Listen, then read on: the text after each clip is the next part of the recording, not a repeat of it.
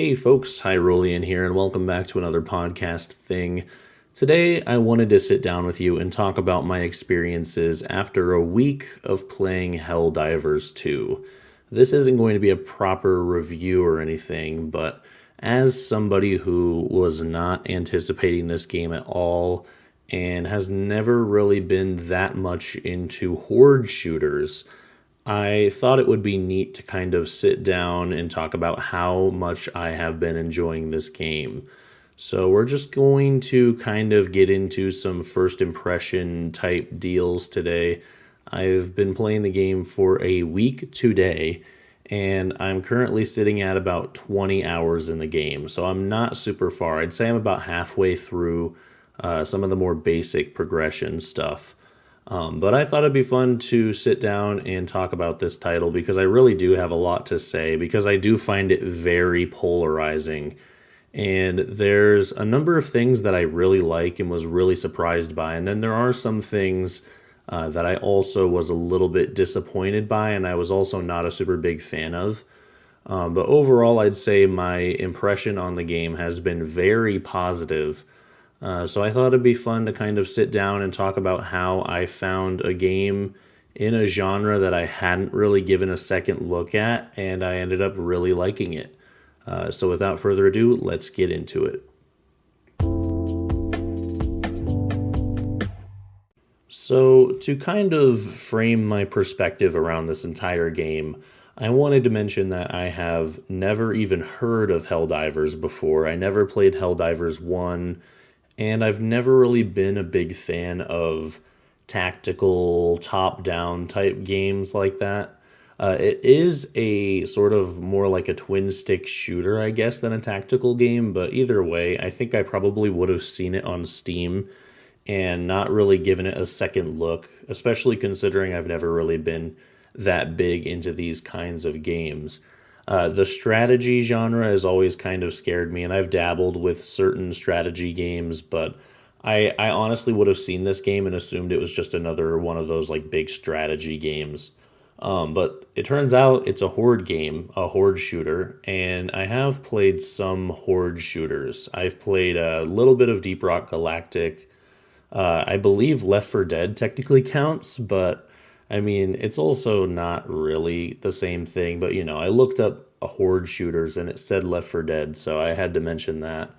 I've played a decent bit of the first two Serious Sam games, which I guess those are technically horde shooters, though they're a lot more like boomer shooters with just a lot of enemies on screen, but they're fun nonetheless.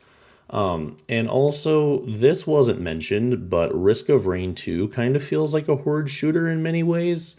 And I love Risk of Rain 2. I purchased it right when it came out, and I had trouble getting into it. And then recently, a friend of mine got me back into it, and I've put a ton of hours into Risk of Rain 2 now, and I've really been enjoying Risk of Rain 2. And although that's technically a roguelike, it feels like a roguelike wrapped around a horde shooter. So that's a good comparison point for me as well.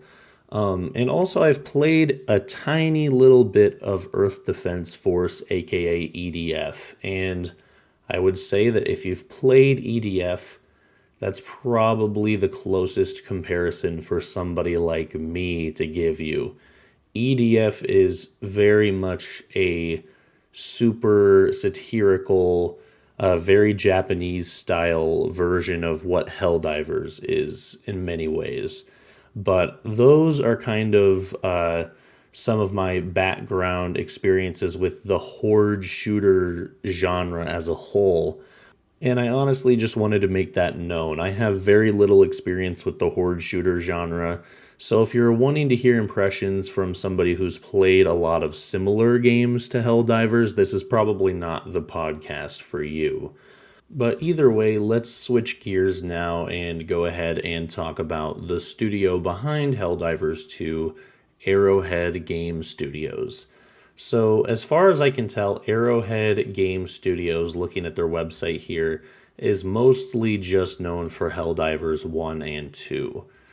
Through Paradox, they published a magic adventure game called Magica. Through Warner Brothers, they published a hack and slash dungeon crawler game called Gauntlet. And another game through Paradox they published is a 2.5D action game called The Showdown Effect that I've never heard of before. But it goes without saying that they are mostly well known for Helldivers 1 and 2. And Helldivers 1 had a bit of a cult following, and it released back in 2013 on PS3 and PS4, and I think even PS Vita. But ultimately in 2015, it ended up getting ported to PC. So PlayStation, it turns out, has been publishing games to PC for quite a while. And this is the first game they've released simultaneously on PlayStation and PC in the form of Helldivers 2. And I think many people, myself included, kind of assumed that this was a AA studio rather than an indie studio, especially since, Sony owns the IP of Helldivers and they published the game.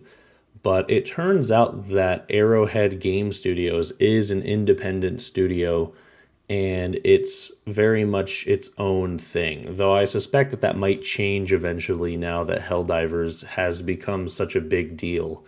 But considering the fact that they have made multiple other games published by other teams, that would definitely lead me to believe that this is an indie studio that just had a publishing deal and an advertisement deal with Sony. So this is still an independent game at the end of the day. But now I want to switch gears again and actually talk about the game itself.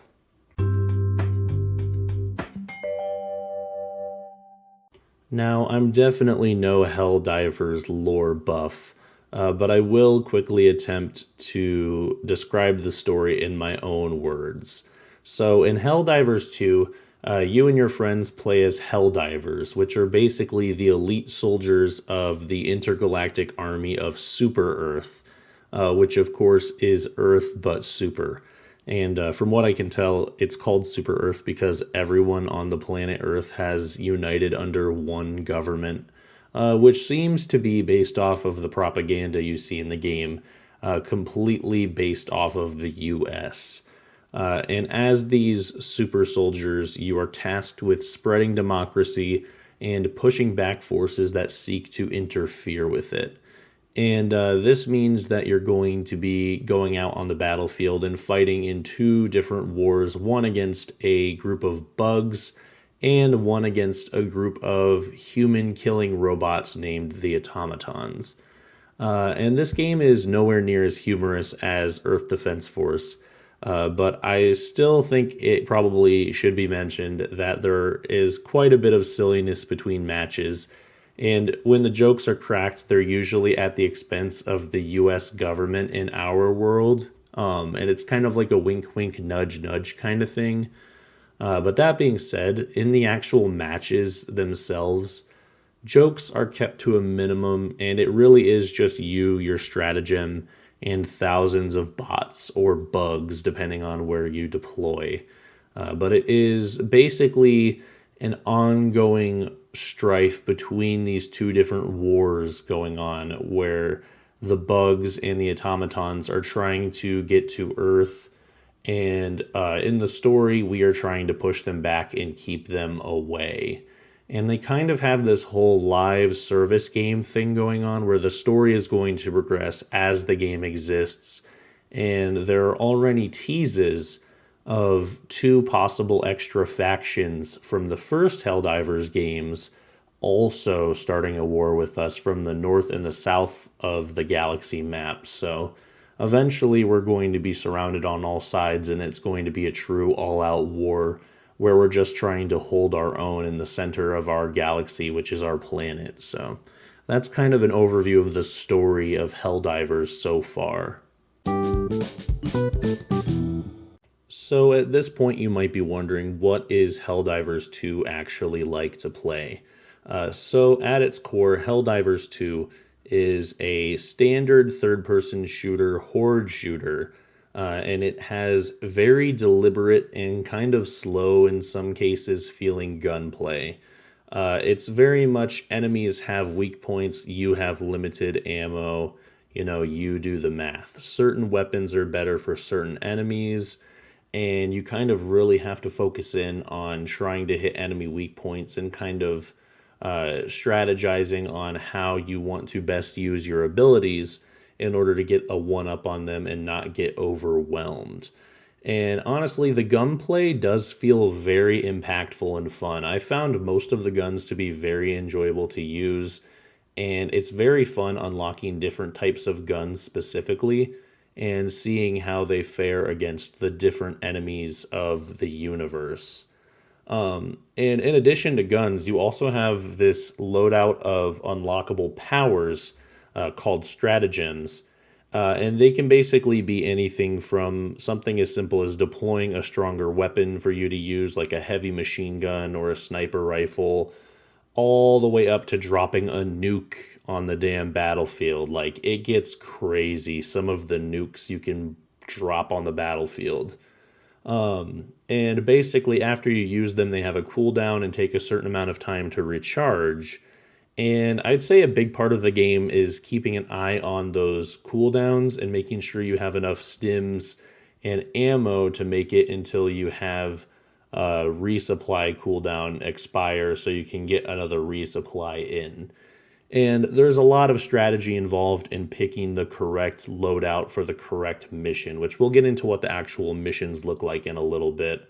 But overall, this is a bit of a slower paced third person shooter, very objective based, and you're really just trying to, take out the enemy robots or bugs if you're a little wuss and not get overwhelmed. It's honestly very impressive to me how well they have made each weapon situational and each stratagem. Like, there are certain airstrikes that are better for certain situations over other airstrikes. And as you play the game, you kind of learn, like, oh, okay, this mission I'm going to want this type of airstrike because I'm going to have to blow up buildings, or I'm going to want this type of airstrike because I'm going to have to face large groups of enemies, that kind of thing. And some other stratagems you can get as well are things like deployable turrets that fire upon enemies with different types of ammo. And there's like 4 or 5 different types of turrets, I think, maybe even more than that. And there's also different backpacks that you can deploy as well. And each of the backpacks have kind of some unique features as well. Like, there's a backpack that lets you hold extra supplies. There's a backpack that lets you have a little shield for your guy. And there's even a backpack that lets you deploy a killer drone that'll kind of guard an area around you and then return to your backpack to recharge every so often. It's honestly really cool. So the game starts on your ship, and from your ship you can upgrade all of your gear, unlock new gear, and you can claim rewards from the different battle passes, which we'll get into. But when you actually want to play a match, you have all your friends join your lobby, and then you head over to the galaxy map in your ship, and you pick which war you want to fight in, whether it's the bugs or the bots. You pick a sector of the galaxy to fight in, pick a planet to fight on, choose a difficulty, then you get to select an area with different mission objectives to pick from. And basically, you can think of it like a sector of a planet. There are a couple different types of missions going on, and if you complete all of the missions in those sectors, you get bonus rewards. And there's a lot of different difficulties in this game as well. Anything from like trivial all the way up to like suicide mission and beyond are available. And they basically kind of just keep it so all of the different difficulty options are available, and there are some that are kind of impossible if you're playing the game by yourself, and there are some that even with a full squad of 4 people are very difficult and nearly impossible as well. So there's lots of different difficulty options as well.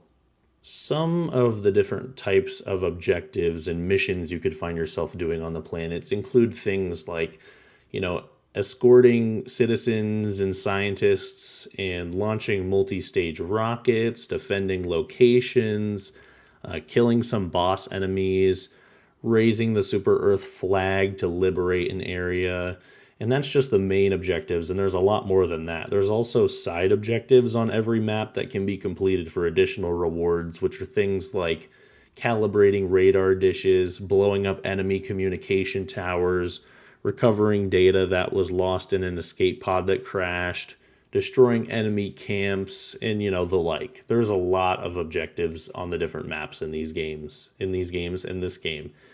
And after completing all of the objectives that you can in the time limit, because yes, each mission is timed, you then have to get to an extraction point and call down the evac shuttle, which takes 2 minutes, and during which you have to defend yourself from hordes of enemies the entire time. And this is honestly where the game gets the most intense, because you have a limited number of respawns for your entire team, and then after you run out of those, you get one additional respawn every 2 minutes. So what happens is, if you get to the evac point, you could end up losing all of your respawns, and then you're by yourself while all of your friends are just watching you try to stay alive while there's tons and tons of enemies surrounding you. Or if you go past the time limit, you lose access to all of your stratagems. So that includes being able to respawn your friends.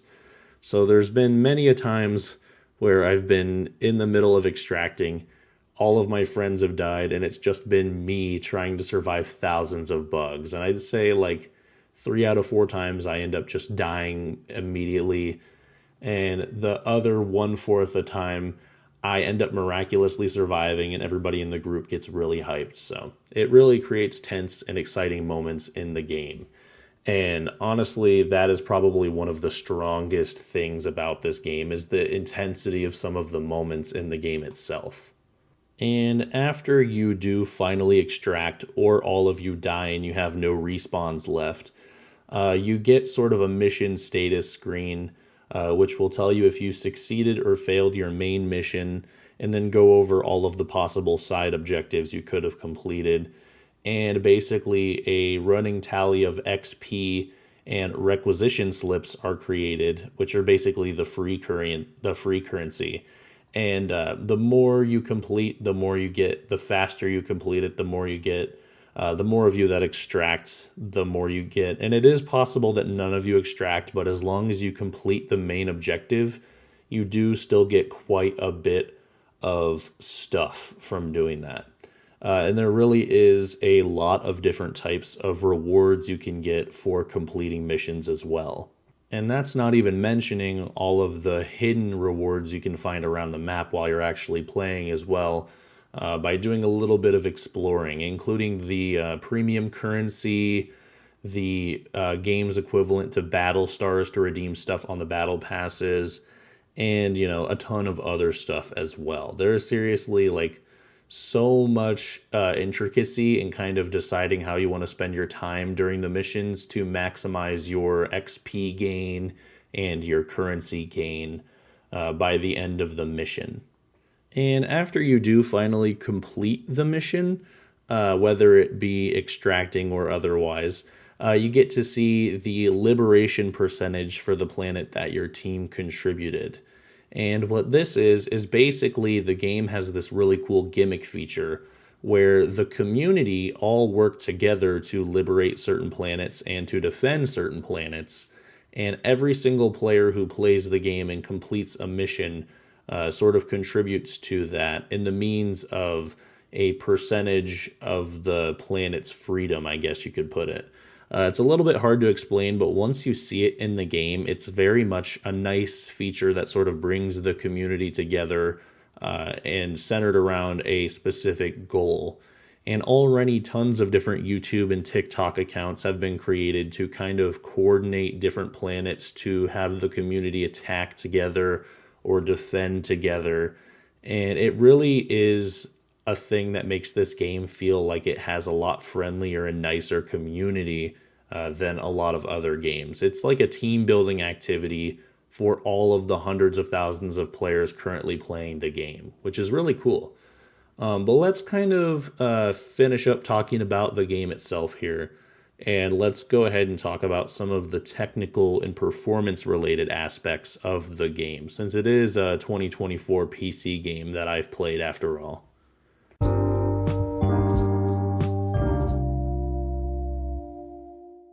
So I want to open up this technical analysis by saying that the game does run well enough for a title with this much going on in the matches. There are always thousands and thousands of enemies on screen in this game, unless you're kind of away from the crowds. And as such, on like medium to high settings, my moderately good system has no trouble hitting 60 FPS most of the time. And that being said, without enemies around, I'm easily over 100 FPS in most areas. But, obviously performance can always be improved, but this is a very acceptable amount of performance for the kind of game that this is. And what I would recommend to you, especially if you have an older PC that might not be absolutely ready to demolish this game, I would start on minimum settings and kind of slowly raise up the graphics settings and trying different matches out until you end up with a good balance between playable and decent graphics. Because I gotta be honest, the graphics are really just okay. The intro cutscene kind of tricked me because it's very beautiful and very like high graphics quality, but the game itself looks like something that would be comfortable running on a PS4 or an Xbox One, if I'm being honest with you. It's basically as good as it can look for the sheer number of enemies on screen, if you ask me. It's not really a deal breaker, but that's something to keep in mind. A lot of the particle effects are really cool, and a lot of the environmental shading's very cool, but in terms of textures and model quality and that kind of thing, this isn't going to absolutely blow you away, even at the highest settings, in my opinion. But that being said, at least the menus are kept to a minimum and they're not too tedious to navigate. And that includes the stratagem menu, which is super fun because it's basically there to allow you to frantically have to press certain button combinations in to use your different abilities. And it makes the intensity of encounters a lot higher when you have to hit a certain combination of arrow keys in order to throw down your airstrike while you're being shot at by hundreds and hundreds of bots. It makes it really exciting and fun. And I want to say too, as far as the stratagem menu goes, people who set up macros for the stratagem menu are fucking cowards, and they should be kicked off the Helldivers squad or whatever. They're fucking traitors. Anyway, I also would like to say I only crashed once, and it was on like the very first day I played, and it was while I was joining a match. And unlike other players, I think I've been able to mostly avoid the loading screens where you have to wait for hours and hours to get into the game. I think they kind of have been working to improve that, and I've been very lucky, but I also don't really play during peak hours, so that's something to keep in mind as well. But yeah, they've kind of changed it too. So instead of sitting at the loading screen and waiting to get into the game, they'll at least let you on your ship, and you can kind of do your upgrades and check things out. And then once you finally load into a game, that's when you might have some issues if you don't have a squad to play with or if you're playing at peak hours. But they are working on improving that every single day. And a lot of people talk about how they said to wait. They now have come back and said that they are comfortable with the amount of players their servers can handle. I think they said that they're up to 800,000 concurrent players possible on their servers now, which is great because the last weekend that I played, we nearly got there and the servers held on and it was just fine. So that's something to keep in mind. And I didn't really experience the black screen issue that some players were experiencing, which apparently has been fixed. But I did have a pretty annoying problem once where I could not load into any matches for some reason, and I was trying to figure out why. And I spent like an hour or two trying to figure out why all of my friends were online and able to get into lobbies, and I seemed to be the only one that couldn't. And it turns out that I just needed to reset my router. I reset my router out of frustration, and that ended up fixing it, which was really strange and not really like any other problem I've had in any PC game before. This is definitely not my fault. I don't think it's a server issue, though. I think it's probably an issue with the game. So hopefully it's something they can fix and address in a future patch. And while there are some minor bugs in the games and weird oddities like that, I would say overall it's pretty glitch free and pretty performant, and they've managed to polish out a lot of that launch period jank that the game originally kind of got a lot of flack for. And I really want to emphasize at this point, they did tell people to kind of chill it and wait a little bit on buying the game while they kind of up the server count a little bit. But they are completely confident in the amount of players that can join the server now, and they say that everything should be perfectly fine. So if you were one of those people that were waiting to buy the game because of the fact that they said to wait until they could improve the number of players that could join the server, now's your chance. They improved it, so get your ass on the battlefield.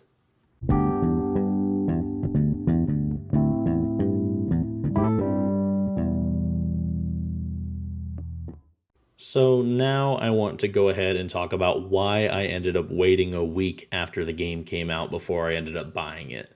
And that all starts with a little game called Pal World. I instantly bought Pal World, and I really enjoyed what I played of it, but I got busy playing some other games and have not picked it up since.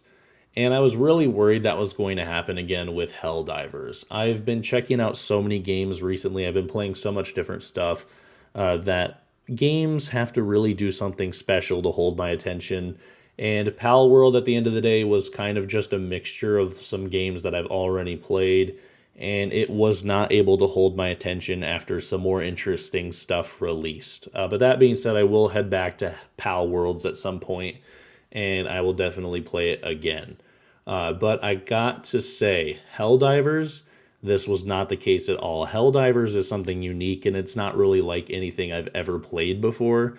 And as such, it is doing a very good job of holding my attention. I have played it every single day since I bought it. And I love that since, AAA developers are kind of taking a break this year, since they kind of released a lot of great stuff in 2023, and they have a ton of great stuff planned for 2025. Smaller game studios like this, like the people behind Pal Worlds, like the people behind all these great indie games coming out this year, are really having an opportunity to shine. It's really exciting for me to kind of get on and see what new indie games are releasing soon every day when I hop on Steam. So if you want to hear some more about some interesting indie games coming out this year or already that have come out this year, definitely check out the recent episode of the Switched podcast where I talk about some indie games. Another reason why I waited on this game is it is $40, but it still has microtransactions and a battle pass. And the reason I have not mentioned this beforehand is because before I bought this game, it was a huge red flag to me. But in general, I find that Helldivers 2 does not give players any real incentive to spend money in the game. The items in the Superstore, which is like the premium currency shop, are all armor sets. And while they're not technically purely cosmetic, none of them are exclusive to the premium currency shop. But they also do give you premium currency in quite an abundancy as rewards on different levels and in the various battle passes. So I'd say after about 20 hours of play, you should have plenty of the premium currency to spend on stuff in the item shop or on the premium battle passes. Now, speaking of the battle passes, there are currently 2 in the game. One that is going to be free forever, and it will be given to every player who purchases the game and will always have the same items. It's 10 pages long and filled with tons of neat rewards like weapons, armor, pod upgrades, premium currency, and it will always be available and it will never cycle out. And then the other battle pass is a premium $10 battle pass that will basically be on a rotation. So this battle pass is running right now. You buy it for $10, you get to keep it forever. It's 3 pages with very expensive and time-consuming to unlock rewards that will always be available to you if you spend the $10 to buy the battle pass. But I want to emphasize, after about 20 hours of playing, you can fairly easily unlock this premium battle pass if you care to.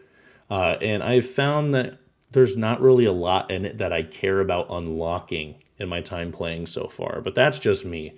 And so if you don't buy this battle pass before it expires, you will not be able to get it. But if you do buy this battle pass, you'll get to keep it forever, which is a really nice feature. They're not going to take it away if you don't complete it by a certain date, and that kind of thing. But I really do have to admit, I'm not a super big fan of the fact that there are certain weapons that are exclusive to the premium battle pass. Right now, it's just like an explosive assault rifle, like fire ammo shotgun, a cool revolver, that kind of thing. I wish that weapons were not kept behind battle passes, but that's something that they may or may not change in the future. I kind of hope they do. But at least it is possible to purchase these premium battle passes with premium credits that you can earn in the game fairly easily. Overall, would I have preferred for them to just make the game $60 instead of $40 and skip all of this microtransaction crap? Absolutely. But at the end of the day, Sony has been looking for a live service game for their platform, and I think this is kind of the one that they're going to push in the future. So at least we know this game is going to get continued support. And honestly, do I think this game will stay around? Absolutely. Even if the player numbers kind of drop off like a lot of these fad games do. I do think that this game is interesting and engaging enough that I'll probably treat it like Fortnite, where I'll play a couple rounds every week or so. And then when there's a big update, I'll play a ton of the game after the big updates come out. I think this game will work good for a game like that. And as long as they keep updating it, I'll keep coming back and checking it out. Well, folks, there you have it. There is a Horde Shooter Noob's impressions on Helldivers 2 after about a week of playing. Honestly, for me, the pros boil down to the fact that the game's very replayable and fun with friends, has great gameplay mechanics and gunplay, very cinematic battles, lots of upgrades to work towards, the whole neat community-driven galaxy map gimmick. And honestly, some of the cons are more that the graphics are just okay and the performance is just okay. There's not a lot of mobility options on planets. Like, I'd love to see mechs get introduced at some point, which I hear they are, and other mobility things as well, like a better jetpack or, some sort of like a hover bike would be really neat to see as well. Also, it's kind of a con that some of the neat weapons are locked behind the premium battle pass. I'd rather have those available to everyone, but it is obtainable and unlockable. It just takes a little bit more grinding to unlock if you want those items and you don't want to pay. There are some technical issues with the game as well, like that strange router issue I had. And then the last thing is, the game is not as fun by yourself, in my opinion. This is a really good example of a game that benefits from the more friends you have to play it with. And I think it only multiplies. So having one person to play it with is great. Having 2 people to play it with is better. And having 3 so you can have a full squad really makes this game pop and is the most fun to be had. And it really is kind of boring playing by yourself. It is still kind of fun. But unless you want to play with randos and kind of just queue up with a bunch of random people, you're not going to get a lot of progression in playing the game entirely by yourself, especially not on that premium battle pass where the rewards cost a lot more medals, and you kind of have to grind out a lot of games as a solo player to unlock those medals, because you can't play at the higher difficulties, which reward you with more medals unless you have other people to play with. So overall, at the end of the day, for $40, Helldivers 2 is a very fun and engaging multiplayer title with some live service elements that are a little bit questionable, but at the end of the day are better than what other studios are doing. And for that $40 price tag, I feel like right now the game is very much worth it. And as they add more and more content and kind of release new seasons in the future, the game is going to become even more intricate, and there's going to be different enemies to fight, and there's going to be different stuff to do.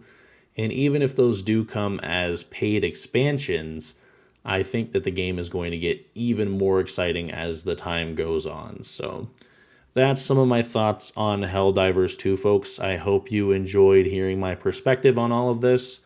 And yeah, I'll be back with some more podcast type stuff real soon.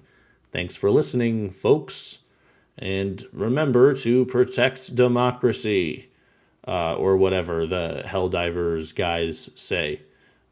For Super Earth!